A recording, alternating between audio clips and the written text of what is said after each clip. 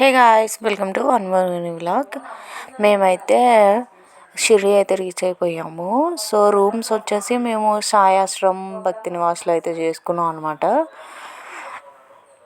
మేమైతే ఇక్కడ ఫస్ట్ వచ్చేసి రిసెప్షన్ బ్లాక్ అయితే ఉంది. ఇక్కడికైతే వస్తే వాళ్ళు కీస్ అన్నీ మన జిరాక్సెస్ అవి తీసుకుని కీస్ అయితే ఇస్తారు. ఇంకా మేమైతే రూమ్కి వెళ్ళి ఫ్రెష్ అయిపోయి లంచ్ చేయడానికి అయితే వెళ్తున్నాం అనమాట.